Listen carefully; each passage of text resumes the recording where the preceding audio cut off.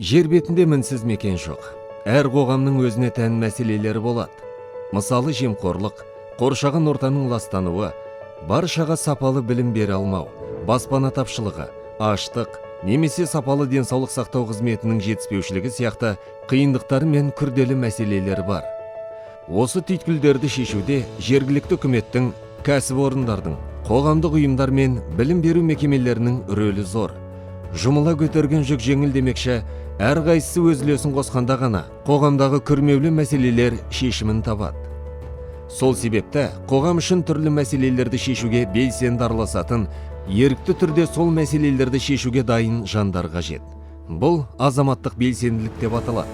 Егер әрбір адам өз ортасын жақсарту үшін әрекет етіп, өзгелерді де соған шақырса, өмір сүруге жайлы, әділ, әрі берекелі қоғам құра аламыз.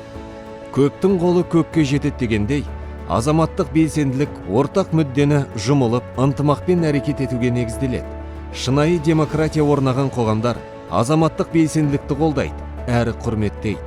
Азаматтық белсенділікті негізгі қағида ретінде қабылдағанда ғана демократияның іргесі беки түседі. Азаматтық белсенділіктің сан қырлы үлгісі бар.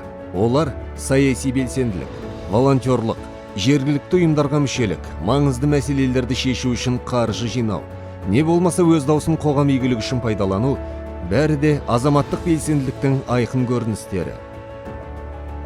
Бірлік бар жерде тірлік бар. Кез келген адам қоғам белсендісі бола алады. Нағыз өзгеріс жасампаздық танытып, өз ортасы үшін батыл қадам жасаған қарапайым адамдардың іс-әрекетінде көрініс табады. Әділетті, еркін және мерейлі қоғам құру жолында жұмыла қызмет атқарайық.